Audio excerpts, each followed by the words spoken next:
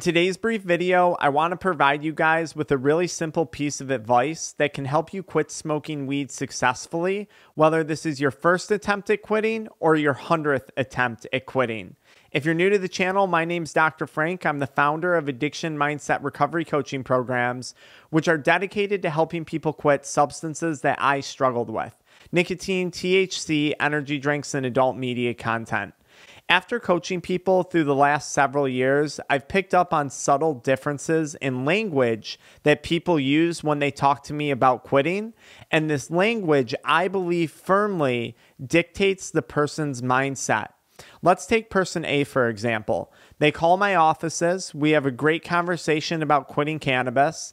And they say, okay, Dr. Frank, I'm going to quit today, period. I am done using weed. There's no more conversation. There's no ifs, ands, or buts about it. Person B calls my offices. We have an excellent conversation. They're feeling motivated to quit, and they say, okay, Dr. Frank, I'm going to try and quit smoking weed today. I'm going to try and quit smoking weed tomorrow. Person A and person B said two very, very different things to me. Person A, who called and said, I'm going to quit today, period, nothing else to the conversation, made a firm commitment. And by making a firm commitment, they're immediately taking control of their sobriety process, which is going to provide them with a huge confidence boost. It's like they signed a contract with themselves that has no contingencies. Person B, on the other hand, who said, I'm going to try and quit, has already implemented a back-out clause in the contract that they made with themselves.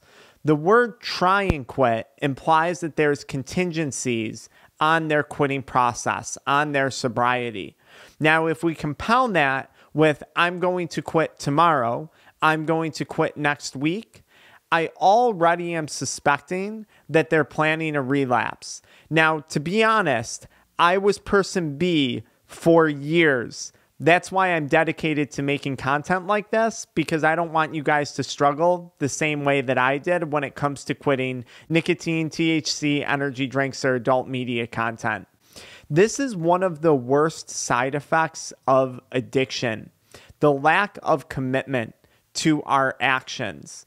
It's very, very easy and it's very comforting to say, I'm going to try and quit. But by saying I'm going to try and quit, we're lacking in commitment, which leads to a lack in confidence. And when we lack commitment and we lack confidence, the chances of us seeing this process through become much less likely or much more challenging. Now, if you commit to quitting and you say, I'm going to quit smoking weed, period.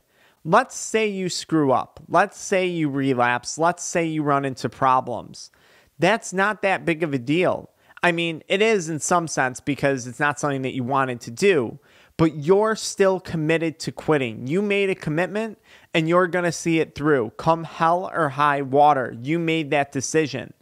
Whereas the person that said, I'm going to try and quit, the moment they run into trouble, the moment they run into rough water, they have a plan B already, and plan B is backing out of their commitment. This lack of commitment, in my opinion and in my personal experience, started to spill over into many areas of my life. It spilled over into my business. It spilled over into my relationships. It spilled over into my finances. So if I were going to teach you one thing, if there was one takeaway from this video when it comes to quitting cannabis, the takeaway would be committed to quitting. Make a contract with yourself that has no contingencies. Imagine if you were selling your house and you had two offers on your house. Offer A said, I'm going to pay cash. I'm going to pay $30,000 over asking. There's no contingencies and I want to close in 2 weeks. How would you feel about that offer? Would you feel good about it? Would you feel confident in it? Of course you would. Person B, though, says, listen, I'm interested in your house. I'm got to get a mortgage, though. I can't pay cash. I'll put 20% down. And I'm contingent on the sale of my house and an inspection. Would you go with person A or would you go with person B? Who would you have more confidence in? I want you guys to be person A. I want you guys to feel confident in your decision to quit. It's okay to quit and mess up along the way. I think it's not okay, though, to try and quit. Of course, it's okay, but it's going to make the process much more painful and much more wavering than it has to be. The best feeling in the world is making a commitment and sticking to that commitment, even when times get tough. The worst feeling in the world is making a commitment and wavering back and forth on it.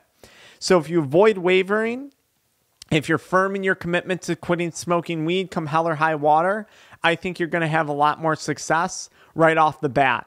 Now, if you are in the process of trying to quit smoking weed and you need help reframing your mindset when it comes to quitting, check out the pinned comment below and consider scheduling an appointment with my offices. We're here to help you guys with this stuff.